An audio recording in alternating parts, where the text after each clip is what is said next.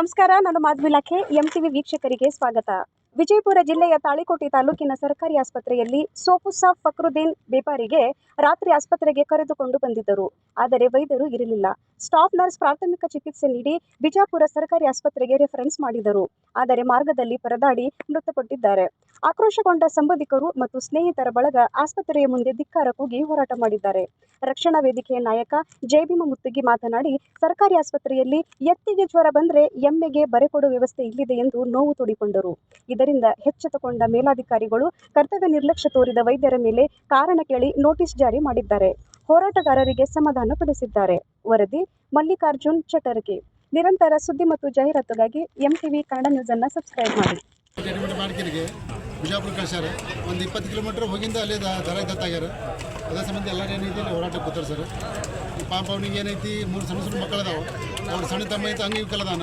ಇನ್ನೊಬ್ಬ ಸಣ್ಣಕ್ಕಿ ತಂಗಿ ಅದಾಳ ಲಗ್ನ ಮಾಡೋಕ್ಕೆ. ಎಲ್ಲ ಮನೆ ಜವಾಬ್ದಾರಿ ಕೂಡ ಅವನ ಮ್ಯಾಗಿನೇ ಇತ್ತು.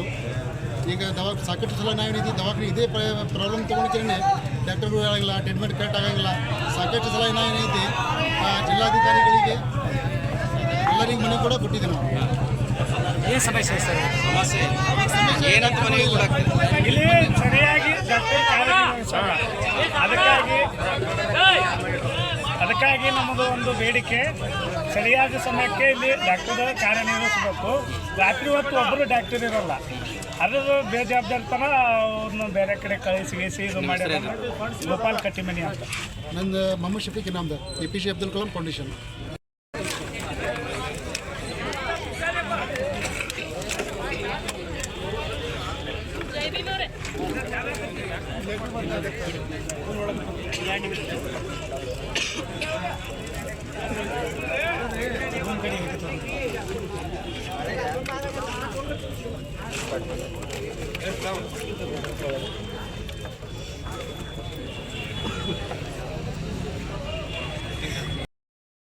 ತಾಳಿಕೋಟೆ ತಾಲೂಕು ಆಡಳಿತ ಮಂಡಳಿದ ಹೆಂಗೈತಂದ್ರ ಪರಿಸ್ಥಿತಿ, ಎತ್ತಿಗೆ ಜ್ವರ ಬಂದ್ರೆ ಎಮ್ಮಿಗೆ ಬರೀ ಹಾಕೋ ಲೆಕ್ಕಕ್ಕೆ ಅದಾರ.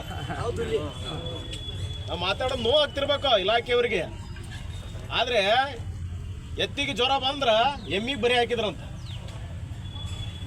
ನಾವು ಪದೇ ಪದೇ ಪದೇ ಪದೇ ಪದೇ ಅಮಾಯಕ ಜೀವಗಳು ಹೋಗ್ತಾ ಇರ್ತವೆ, ಅವ್ರು ಚೈನಿ ಹೊಡ್ಕೋತಾ ಇರ್ತಾರೆ.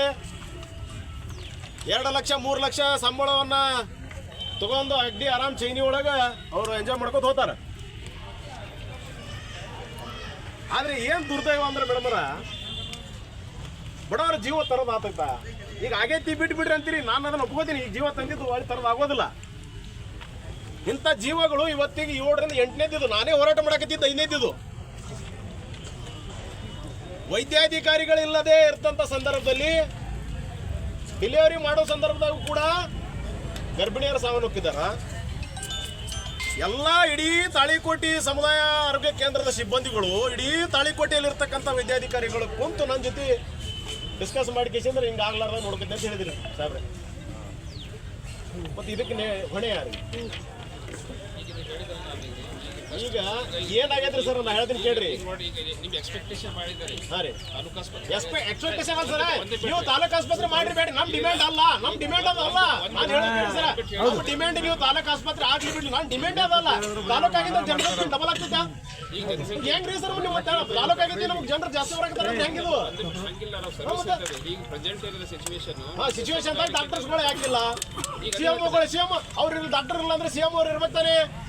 ಹಂಗಿಲ್ಲ, CM ಇಲ್ಲಿ ಇರ್ಬೇಕಂತಿಲ್ಲ, ಇಲ್ಲ ಓನ್ಲಿ ಅಡ್ಮಿನಿಸ್ಟ್ರೇಷನ್ ಕೊಡೋದು ಅಷ್ಟೇ.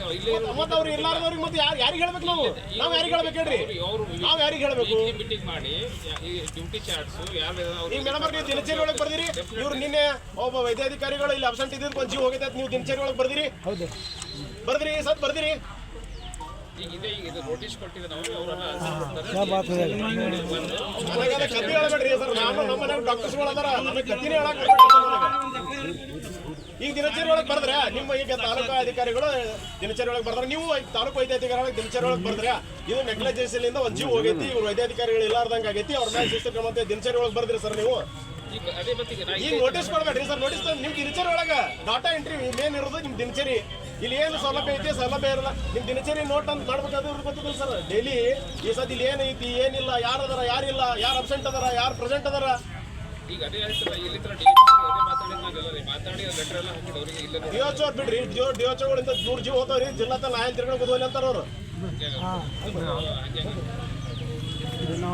ಈಗ ನಮ್ಮ ಬೇಡಿಕೆ ಏನಿದೆ ಅಂದ್ರ ನಿನ್ನೆ ವೈದ್ಯಾಧಿಕಾರಿಗಳೆಲ್ಲಾರ್ದವ್ರು ಅವ್ರ ವೈದ್ಯಾಧಿಕಾರಿ ಕರ್ತವ್ಯ ಲೋಪೇಕ್ಷಾರ ನೀವು ಕಠಿಣ ಕಾನೂನು ಕ್ರಮ ಕೈಗೊಳ್ತೀರಿ.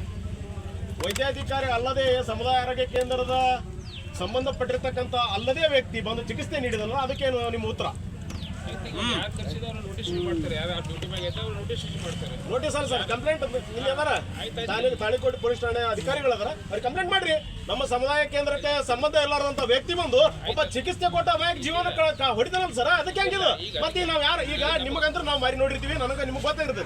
ಈಗ ಯಾರೋ ಬಂದಿರ್ತಾರೆ ತಾಳಿಕೋಟೆ ತಾಲೂಕು ಆಡಳಿತ ವೈದ್ಯಾಧಿಕಾರಿಗಳು ಇವರೇ ಅನ್ನೋದು ಗೊತ್ತಿರಂಗಿಲ್ಲ. ಅವ್ರು ನಾನೇ ಅಂತೇಳಿ ಬಂದು ನಾ ಟ್ರೀಟ್ಮೆಂಟ್ ಚುಚ್ಚಿ ನಡೀತಿದ್ದೇನೆ ಸರ್. ಈಗ ನೋಡ್ರಿ ಮತ್ತೆ ನೀವು ಹೆಂಗ್ ಸರ್ ಹೆಂಗ್ ಡಿಪೆಂಡ್ ಹೆಂಗ್ ಮಾಡಕ್ ಹೋಗ್ತೀರಿ ಅದೇ ಹೇಳ್ರಿ ನನಗೆ. ನೀವು ನಿಮ್ಮ ಸಿಬ್ಬಂದಿಗಳನ್ನ ಉಳಿಸ್ಕೊಳ್ಳಿಕ್ಕೆ ಸಾರ್ವಜನಿಕರ ಜೊತೆ ಆಟ ಆಡ್ತೀರಿ, ನನ್ನ ಆರೋಪ ಇದೆ ಇದು. ಮತ್ತೆ ನೀವು ಹೆಂಗ್ ಬಂದು ಅವರು ಟ್ರೀಟ್ಮೆಂಟ್ ಮಾಡಿದ್ರು ಸರ್, ಬೇರೆ ವೈದ್ಯಾಧಿಕಾರಿಗಳು ಬಂದು ಹೆಂಗ್ ಟ್ರೀಟ್ಮೆಂಟ್ ಮಾಡಿದ್ರು? ಇವತ್ತು ಬಂದಾಗೆ ಗೊತ್ತಾಯ್ತಲ್ಲ ನಮಗೆ ಯಾರು ಕರ್ತವ್ರು ನೋಟಿಸ್ ನಿಮ್ಗೆ ಏನೂ ಗೊತ್ತಾಗಲ್ಲ ತೋರಿ, ಈಗ ಹೇಳ್ದಾಗ ನಿಮ್ಗೆ ಏನೂ ಗೊತ್ತಾಗಲ್ಲ ಈಗ. ಅವರು ಸಂಬಂಧ ನೋಟಿಸ್ ಕೊಡ್ತೀರಿ ಸರ್ ನೀವು? ಇಲ್ಲ ಅವ್ರು ಯಾರು ನಿಮ್ಮ ಸಿಬ್ಬಂದಿ ಅಲ್ಲ, ನಿಮ್ಮ ಸಿಬ್ಬಂದಿ ಇದ್ರೆ ಅಗ್ರಿ, ನೀವು ಅವ್ರಿಗೆ ನೋಟಿಸ್ ಕೊಟ್ಟು ಯಾವ ವಿಚಾರಣೆ ಮಾಡ್ತೀರಿ ಅಂದ್ರೆ ನಾ ಅಗ್ರಿ.